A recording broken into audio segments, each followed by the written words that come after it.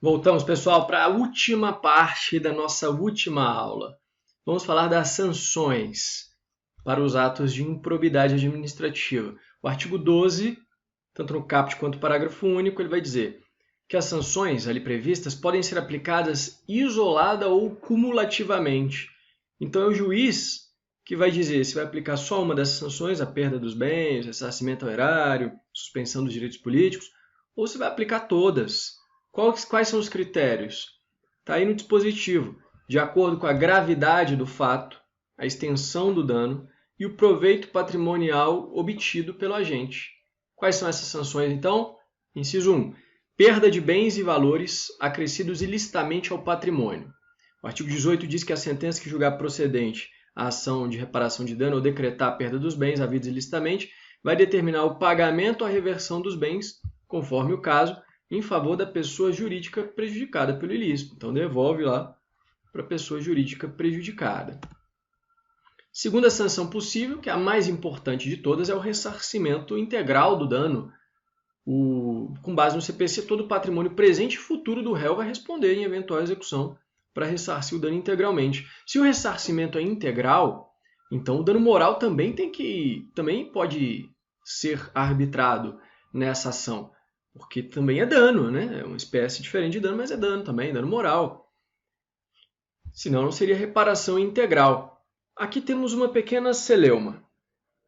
Antes, o STJ entendia que o ente público poderia sofrer dano moral.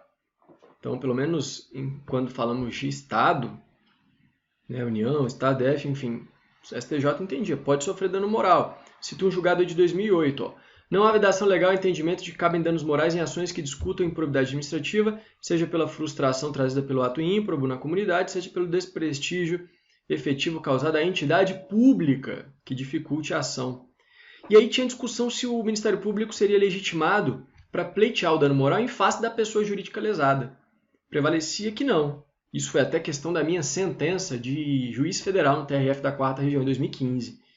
Teve essa discussão lá, no caso acho que era a Caixa Econômica Federal, e aí o entendimento era de que o Ministério Público até cabia dano moral em face da Caixa Econômica, mas o Ministério Público não poderia pleitear isso na ação de improbidade, em nome da Caixa, deveria ser a própria Caixa.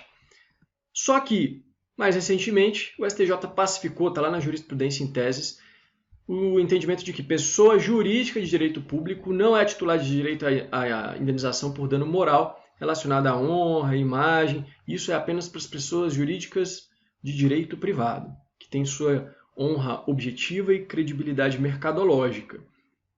O que resta, então, é a possibilidade de um dano moral coletivo na ação de improbidade. E aí sim não tem polêmica nenhuma em relação ao Ministério Público, ele é legitimado.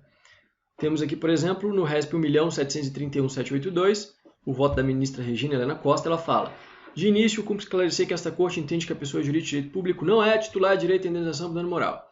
Assim, entende-se que o dano moral, ora em discussão, reporta-se ao coletivo, a ofensa de bens juridicamente tutelados capaz de atingir a esfera patrimonial de toda uma comunidade. Nesse caso, o MP pode tutelar e pedir esse dano moral coletivo. Uma terceira sanção possível é a perda da função pública. Aqui tem um detalhe, só se perde a função pública após o trânsito em julgado, enquanto cabe recurso, não perde. Também é o mesmo que ocorre com a suspensão dos direitos políticos que a gente vai ver. O STJ diz, nem todo ato levará à perda da função, vai depender do que o juiz entender ali no caso.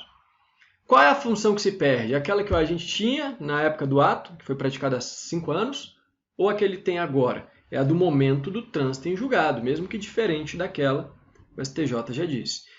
Pode caçar a aposentadoria, perda da aposentadoria? O STJ entende que não, porque não há essa previsão na lei de improbidade. Claro que no processo administrativo disciplinar, no âmbito administrativo, existe essa previsão na 8.112 para o servidor público federal, pode ter a cassação da aposentadoria. Então lá no âmbito administrativo pode-se perder a aposentadoria. Mas no âmbito da LIA, não tem essa sanção, anote aí. Suspensão dos direitos políticos, né? Tem que constar da sentença, não é toda a condenação que vai suspender nos direitos políticos, depende do trânsito em julgado. Tem a multa civil. O destinatário da multa é quem? Segundo a doutrina, por analogia ao artigo 18, vai para a pessoa jurídica de direito público que foi lesada. E a última sanção é a proibição de contratar com o poder público ou receber benefícios ou incentivos fiscais ou creditícios. O STJ diz, né, confirmando que a lei diz que o juiz não é obrigado a aplicar cumulativamente todas as sanções, ele vai fixar, adequar fundamentadamente. E o artigo 21 diz, esse é muito importante, ele de vez em quando cai em prova, literalidade. Ele diz, a aplicação das sanções independe da ocorrência do dano ao patrimônio, salvo quanto à pena de ressarcimento. Para o ressarcimento tem que ter o dano, mas a suspensão dos direitos políticos não depende da comprovação de um dano material aos cofres públicos. E as outras também, só a de ressarcimento. E também a aplicação das sanções independe da aprovação ou rejeição das contas pelo órgão de controle interno ou pelo Tribunal de Contas. Então não importa o que o Tribunal de Contas fez, ele rejeitou contas, ele aprovou, ele condenou aplicou alguma multa, são esferas diferentes, tá? Então não importa o que acontece no Tribunal de Contas ou em outro órgão de controle. Olha como caiu em prova para juiz da Bahia 2019. De acordo com a legislação pertinente à jurisprudência dos tribunais superiores, na hipótese de o prefeito desviar dolosamente recursos, mediante convênio com a União, ainda que o Tribunal de Contas condene o prefeito ao ressarcimento ao erário, o Poder Judiciário também poderá condená-lo em ressarcimento ao erário na ação de improbidade. Correto, não interessa o que o Tribunal de Contas fez, esse é o raciocínio. Condenou por ressarcimento, não interessa, o juiz também pode. Outra, 2020, oficial de justiça da CESP-TJPA, em uma ação de improbidade ajuizada pelo Ministério Público, foi proferida a sentença de procedência dos pedidos com a aplicação da perda da função ao réu que é servidor. A esse respeito, é correto afirmar que a imposição da sanção independe de ter sido comprovado dano financeiro ao patrimônio público, sendo imprescindível aguardar o trânsito em julgado. Perfeito, exige o trânsito em julgado, mas não precisa de comprovar dano ao patrimônio, só o ressarcimento. E aí um quadrinho para você colocar no seu material. Temos as possibilidades de acordo com o artigo 12 da lei. A perda da função pode decorrer de qualquer dos atos de improbidade. Já a perda de bens é prevista nos casos do artigo 9º e 10. O ressarcimento integral também tem aí no quadro, só não é previsto expressamente para o artigo 10A. A suspensão dos direitos políticos vai depender o prazo em relação ao tipo de ato. 8 a 10 anos se for enriquecimento ilícito, 5 a 8 anos se for lesão ao erário ou do artigo 10A e 3 a 5 anos violação aos princípios. É com base nessa possibilidade que a doutrina entende que a sanção mais grave, o ato de improbidade mais grave, é o que gera enriquecimento ilícito. O médio é o de lesão ao erário e o do artigo 10A. E o mais frágil, né, o mais leve, é o que viola princípios. Isso tem a crítica da doutrina, com muita razão. O ato que causa lesão ao erário deveria ser punido rigorosamente, com mais rigor, do que o que gera enriquecimento ilícito. O pior prejuízo é a lesão ao erário, não é o enriquecimento ilícito. Mas não foi essa a gradação que o legislador deu. Multa também varia. Se for um enriquecimento ilícito, 3 vezes aquilo que o sujeito enriqueceu ilicitamente. Se for na lesão ao erário, 2 vezes o valor do dano. Se for no 10A, 3 vezes o valor do benefício. E do artigo 11, até 100 vezes a remuneração do agente. A proibição de contratar também segue aquela gradação. Se for no enriquecimento ilícito, fica 10 anos proibido de contratar e participar de licitação e receber incentivos. Se for por lesão ao erário, 5 anos. O 10A não tem previsão e o artigo 11, 3 anos. Então, 10, 5, 3 anos, novamente com a gradação. O que acontece se o ato praticado pelo cidadão se enquadrar em mais de um dos artigos? A doutrina fala, princípio da consunção. Vai ser aplicada a penalidade ou vão ser aplicadas as penalidades da infração mais grave, no caso é o enriquecimento ilícito. Beleza, o juiz ele não fica limitado ao que se pede na inicial, ele é que diz qual vai ser a sanção. Agora, ele pode aplicar uma sanção além do mínimo legal? Por exemplo, ele vai suspender aqui os direitos políticos, o cara praticou ato que causou enriquecimento ilícito. Pode suspender só por 1 ano? Ou tem que ser por pelo menos 8 anos? O STJ entende que tem que observar o mínimo e o máximo legal. Então não pode ficar aquém do mínimo, no caso da suspensão dos direitos políticos e da proibição de contratar, licitar e receber incentivos. Formativo 581. E o artigo 8º ele fala, o sucessor de quem causar lesão ao patrimônio público ou se enriquecer ilicitamente, também fica sujeito às cominações patrimoniais até o limite do valor da herança, obviamente, por conta da intranscendibilidade, né? Não vai passar a pena para a pessoa do sucessor, mas a herança é alcançada até as forças da herança, né? Questões processuais. Aqui é a parte processual da improbidade. Antes de falar do processo mesmo da ação judicial, rapidamente o procedimento administrativo, artigos 14 e 15. O 14 diz que qualquer pessoa pode representar a autoridade para que se instaure a investigação para apurar a improbidade. Então, administrativamente, qualquer pessoa, com base no direito de petição lá do artigo 5º da Constituição, pode fazê-lo. A representação tem que ser escrita, tem que conter a qualificação do representante, informações sobre o fato, a autoria e as provas, indicar as provas que ele tem. E o parágrafo 2º diz que a autoridade pode rejeitar a representação, fundamentadamente, se não obedecer às formalidades antes descritas no artigo 1º, no parágrafo 1º. Essa rejeição não impede que se leve a representação ao Ministério Público, para que o Ministério Público, se quiser, tome as medidas adequadas, por exemplo, com o ingresso da ação judicial. Parágrafo 3º. Atendidos os requisitos da representação, a autoridade vai determinar a imediata apuração dos fatos. Se for servidor federal, então, veja, todas as formalidades preenchidas, a autoridade vai ter que apurar administrativamente. Se for servidor federal, qual vai ser o procedimento? Da Lei 8.112, lá dos artigos 148 a 182. Se for servidor militar, com regulamento disciplinar específico. Veja que esse é um daqueles dispositivos que eu falei lá no começo da aula, no bloco anterior, que é norma que qualquer ente pode legislar a respeito. Versa sobre direito administrativo puro, processo administrativo. Então, os estados, DF e municípios vão adotar o procedimento específico deles, não vai ser o da 8.112, a não ser que eles queiram, né? E o artigo 15 diz: a comissão processante vai dar conhecimento ao MP e ao Tribunal de Contas da existência desse processo administrativo. E o parágrafo único diz que o MP e o Tribunal de Contas poderá, se quiser, designar um representante para acompanhar esse processo administrativo. Então, os órgãos de controle têm que ser intimados e ficam ligados nesse procedimento. Ação judicial de improbidade. Uma primeira polêmica, eu lembro que isso era estudado por mim quando eu fazia prova de Ministério Público para promotor de justiça. Tinha essa polêmica nos livros específicos de direitos difusos e coletivos e tal. Em direito administrativo não tem muito essa polêmica, mas cito dois autores aqui. A Di Pietro fala que a ação de improbidade é uma ação civil pública. Uma ação civil pública. A diferença é que ela tem algumas regras específicas da Lei 8429, mas naquilo que a Lei 8429 não for contrariada ou na lacuna, aplica-se a Lei de Ação Civil Pública, 7347. Ela fala isso. Inclusive, se você ler a Lei 7437, ou é 7347? Está diferente aqui, né? Depois confirma lá para mim. Ela diz: é cabível para ações de responsabilidade por danos causados a qualquer outro interesse difuso ou coletivo. Artigo 1º, inciso 4. Também é o que diz o texto constitucional, artigo 129.3, quando fala das funções do Ministério Público. Então, ela tem uma certa razão, né? É como se fosse uma ação civil pública mais específica. Agora, eu também não deixo de dar razão ao Carvalho Filho. Ele fala, não tem nada a ver, são ações diferentes. Uma coisa é ação civil pública. Ação de improbidade é outra coisa, é para sancionar o agente. Tem rito diverso, a lei é diversa. Então, tem essa polêmica na doutrina. No STJ, e na prática judicante, é muito comum que se dê o nome de ação civil pública para ação de improbidade. Ação civil pública para condenação em ato de improbidade. Então, tem isso na prática. Quem é o legitimado ativo? Bom, o passivo eu não vou nem comentar porque é o agente público e o terceiro, como a gente viu, né? O terceiro não pode responder sozinho. Agora, não existe um litisconsórcio passivo necessário, pode ser que seja só o agente público. Já o legitimado ativo, o artigo 17 diz, é o MP e a pessoa jurídica interessada. São eles os legitimados ativos. Cabe litisconsórcio, se tiver várias pessoas interessadas. É uma legitimidade, portanto, segundo a STJ, concorrente, ou seja, mais de uma pessoa. Disjuntiva, porque cada uma delas pode agir independentemente de conduta das outras, só o MP pode ingressar. E o litisconsórcio é facultativo.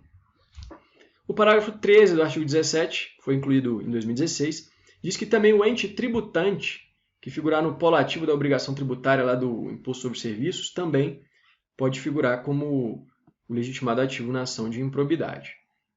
O parágrafo 4º do 17 fala, o MP, se não for o autor, obrigatoriamente vai ser fiscal da lei, sob pena de nulidade. Então, o MP tem participação obrigatória nas ações de improbidade.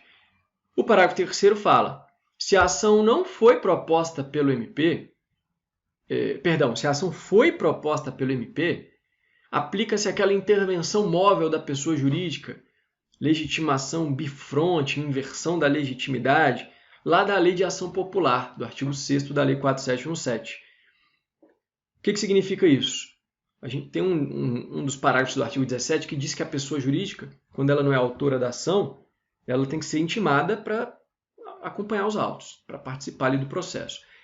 Quando ela é intimada, ela pode escolher em qual polo ela quer ficar, ela pode migrar para o polo ativo. É a intervenção móvel da pessoa jurídica, que a gente estuda com mais vagar lá no direito constitucional, nas aulas de ação civil pública, de remédios constitucionais, mas é importante que você saiba que isso também existe aqui na lei de improbidade. O que mais? Competência. A competência da primeira instância. Não existe foro por prerrogativa de função para a improbidade, porque elas têm natureza, ação de natureza civil, não é penal. Eu cito o julgado do Supremo que dá vários argumentos. A suposta gravidade não reveste ação de natureza penal. Em segundo lugar, o foro privilegiado se interpreta restritivamente, por conta do princípio republicano. Não há lacuna constitucional, mas opção legítima do constituinte. O primeiro grau de jurisdição atende à fórmula das capacidades institucionais. Quem gosta de falar disso é o Luiz Fux. Se brincar, é ele o relator aí. Capacidades institucionais, né? Então, produz provas, melhora a primeira instância e tal. Por isso é na primeira instância. Lembrando a situação do membro do Ministério Público, que também responde por improbidade. Se o ato que está sendo analisado é de improbidade, a ação de improbidade é na primeira instância. Ele pode perder o cargo automaticamente nessa ação de improbidade, independentemente de uma ação específica. Agora, informativo 662 do STJ. Se é uma ação de perda de cargo do membro do Ministério Público que não envolva ato de improbidade, ela tem que tramitar necessariamente na segunda instância, no TJ. Então tem esse distinguish aí em relação à perda do cargo. Ela decorre de ato de improbidade? Ação de improbidade de primeira instância. Ela decorre de outra causa de pedir que não é improbidade? Tem foro no TJ. Ação específica lá tem todo o rito específico. O Carvalho Filho, na doutrina, ele diz, olha, autoridades que têm vitaliciedade, como membros do Ministério Público, da magistratura, elas deveriam ser processadas perante o foro especial se o objetivo é a perda da função. Então, se se quer que ela perca a função, por foro, deveria ser no TJ, se for um juiz ou um promotor da primeira instância, um promotor, né? Primeira instância, estadual. Agora, se fosse a ação que não envolve perda da função, aí poderia ser na primeira instância, mas veja, essa é uma questão que só a doutrina fala. Num dos tribunais, acabamos de ver que o STJ diz que se a ação é para perda do cargo, decorrente de ato ilícito de improbidade, é na primeira instância, não tem dessa não. Porque o foro se interpreta restritivamente com base no STF, inclusive. Qual que é o procedimento? O artigo 17 caput fala que a ação vai seguir o rito ordinário, que na verdade com o novo CPC é o rito comum, né? É o rito comum. É proposta pelo MP ou pela pessoa interessada e tem 30 dias se tiver cautelar. Então, se teve um pedido cautelar, tem 30 dias para propor a ação sob pena de perda da eficácia da medida cautelar. Agora, embora siga o rito comum, e aí vai ter a contestação, a citação para contestar, a produção de provas, né? Saneamento e tudo mais, do processo civil, existem alguns detalhes peculiares. Um deles está no parágrafo 7º, que diz que antes de o juiz receber a inicial, ele tem que notificar o requerido para que ele apresente uma defesa prévia em 15 dias. Então, aqui puxa lá para o processo penal um pouco, né? O réu, o agente público e o terceiro, nunca sozinho, né? Ele vai ter que primeiro ser intimado, notificado para apresentar a defesa prévia, depois é que o juiz recebe a inicial e depois é que ele vai contestar. Então, ele fala duas vezes no processo. O STJ já disse que o fato de não ter sido notificado para a defesa prévia não necessariamente enseja nulidade absoluta. A nulidade é relativa e exige demonstração do prejuízo. Se ele não comprovar qual foi o prejuízo, pelo fato de ele não ter apresentado a defesa prévia, ainda que não tenha acontecido essa fase, o processo segue. Inclui-se aí, adota-se o princípio do indúbio pro società, igual se adota lá no tribunal do júri, no processo penal, na decisão de pronúncia. Basta indícios. Havendo indícios do ato ímprobo, tem que receber inicial. Prevalece, na dúvida, para a sociedade. Acordo de não persecução penal. O pacote anticrime, a lei de 2019, trouxe uma mudança muito importante para fins de prova. A redação originária da LIA dizia lá no parágrafo 1º do artigo 17, é vedada a transação, o acordo e a conciliação nas ações de improbidade. E nesse ponto havia uma polêmica doutrinária. Alguns doutrinadores falavam indisponibilidade do interesse público. O interesse é primário da sociedade, não é do Ministério Público, não é da pessoa jurídica, então não pode ela dispor sobre isso, não cabe transação, conciliação. Mas, ao longo do tempo, a doutrina foi relativizando isso aí, porque tem acordo de leniência, tem meios conciliatórios nos contratos administrativos, em várias coisas, e aí começaram a falar, o que se veda é a renúncia ao ressarcimento ao erário, aí não pode.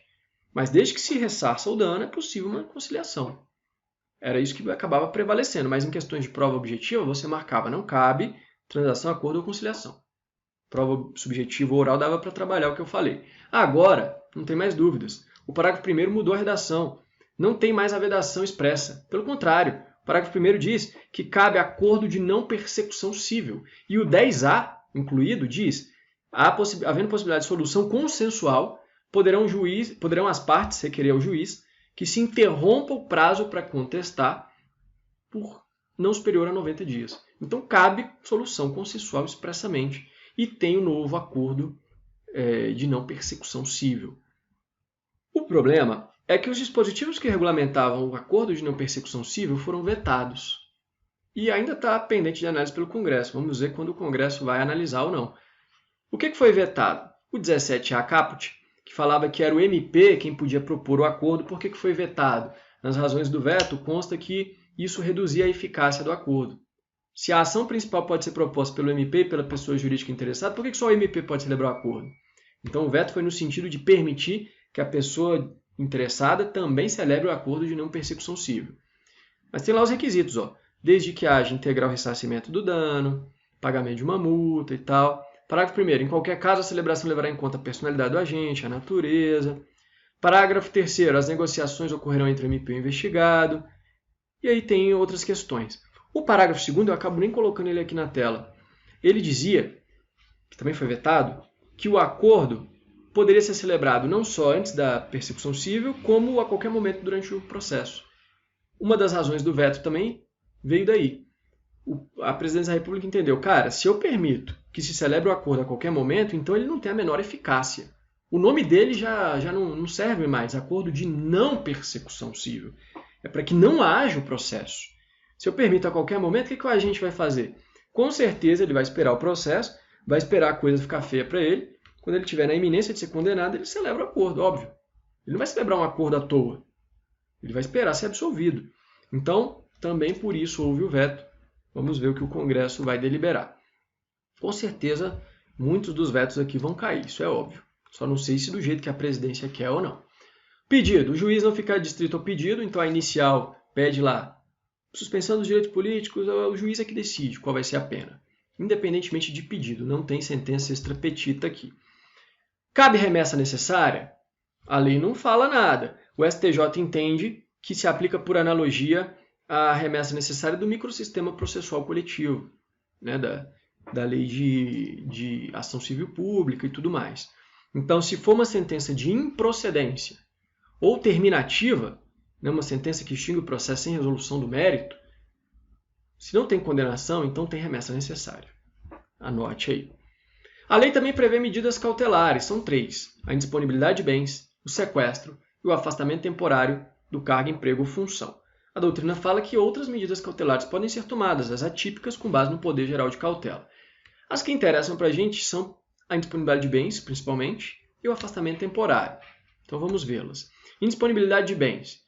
Diz o artigo 7º, parágrafo único, que a indisponibilidade recairá sobre os bens que assegurem o integral ressarcimento do dano, ou seja, os atos que causam dano ao erário do artigo 10, ou sobre o acréscimo patrimonial resultante do enriquecimento ilícito, que é o do artigo 9º.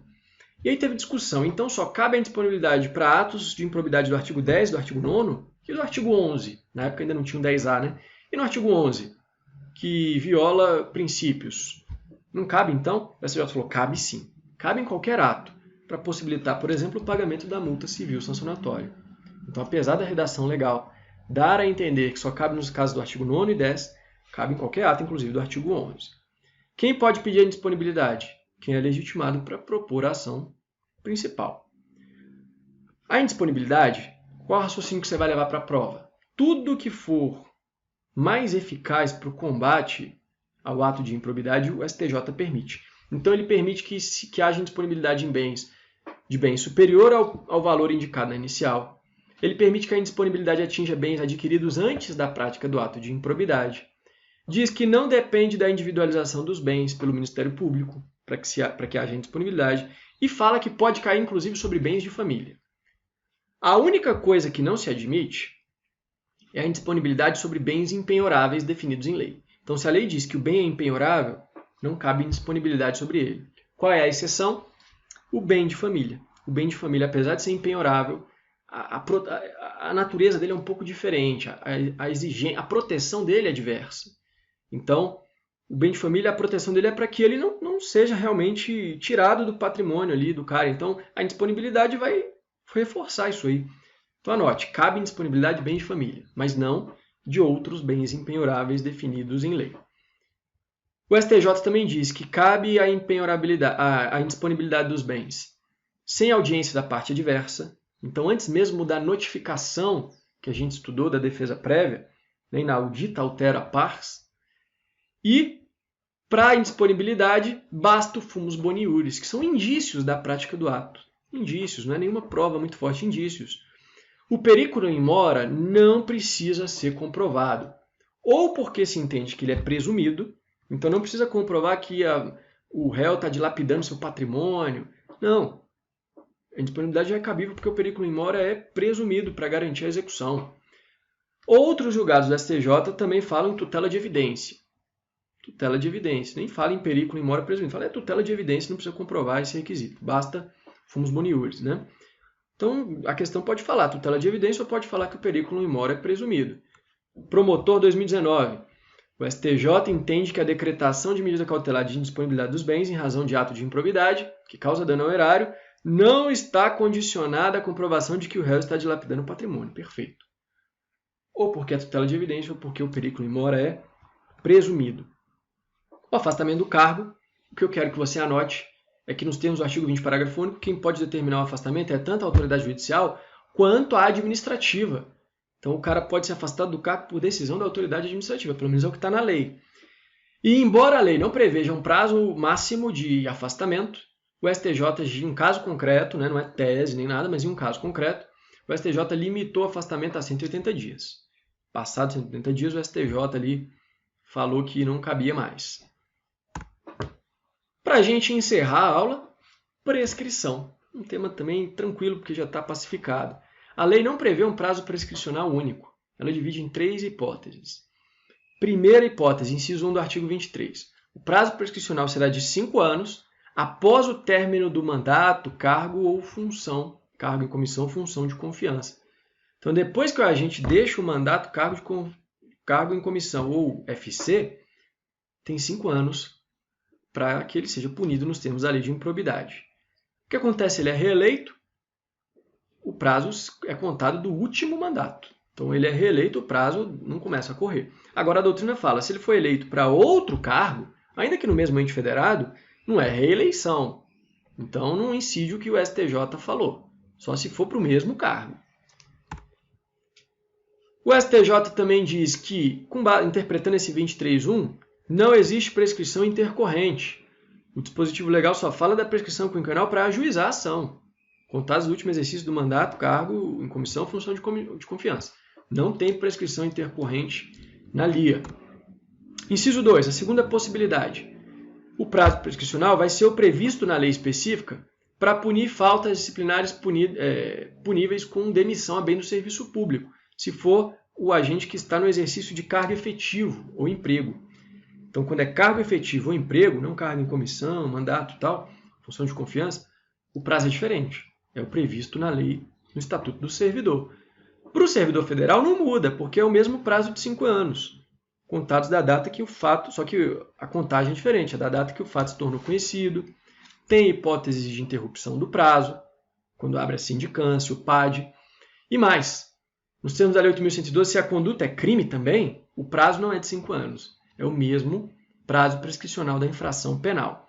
Se o servidor público é estadual ou federal, depende de como diz a legislação específica. Um entendimento muito importante recente. O STJ entendia que se não... Vamos supor que a infração penal, o ato de improbidade também configura crime. Mas na esfera criminal não houve ainda investigação, não tem inquérito, não tem nada. O STJ entendia, nesse caso, não se aplica o prazo da infração penal. Aplica-se o prazo de 5 anos da 8.112. E esse entendimento foi superado alinhando-se ao STF. Então agora, tanto o STF quanto o STJ entendem que não interessa se tem apuração criminal. Se o ato de improbidade também é crime, aplica-se o prazo prescricional penal. Anote isso aí, a primeira sessão pacificou no final de 2019. Em relação aos particulares, a lei não traz um prazo prescricional específico. O Carvalho Filho, durante muito tempo, ele sustentou que o prazo seria, então, o residual do Código Civil de 10 anos. Mas ele mesmo reconheceu o erro do seu argumento, porque ele fala, olha, o terceiro que se beneficia do ato, ou que induz, que concorre, ele tem um tratamento mais severo que o agente público, que fica só 5 anos ali de prazo prescricional e o particular 10 anos. Não tem lógica. Então, como o particular não pratica nunca de forma isolada o ato, o prazo prescricional tem que ser o mesmo do agente público. Súmula 634 STJ, recente. Ao particular, aplica-se o mesmo regime prescricional da LIA para o agente público. O mesmo que for para o agente vai para o particular. E a terceira hipótese da LIA é o prazo de 5 anos, da data da apresentação à administração da prestação de contas final pelas entidades do parágrafo único do artigo 1º da LIA. Lembrando, para a gente fechar com chave de ouro, que todas as sanções da ação de improbidade prescrevem, menos a de ressarcimento ao erário. O ressarcimento ao erário por um ato ilícito qualquer prescreve. O ressarcimento ao erário por um ato de improbidade administrativa especificamente, a doutrina diz que não prescreve. E o STF adotou a tese doutrinária, ao menos em parte, porque pacificou, está aí a tese fixada em negrito. São imprescritíveis as ações de ressarcimento ao erário, qualquer ação de ressarcimento ao erário, não. De ilícito civil comum, prescreve. Mas aquelas fundadas na prática de um ato de improbidade doloso, se for ato culposo, prescreve, pelo menos a interpretação contrária ao senso. Então tem que ser um ato doloso de improbidade. Aí a ação de ressarcimento ao erário não prescreve, mas as outras sanções prescrevem. Meus amigos, com isso a gente encerra o nosso curso de Direito Administrativo. Se você gostou, divulga para os seus amigos e espero que tenha muito sucesso. Faço votos de que seja aprovado no seu concurso. Um abraço.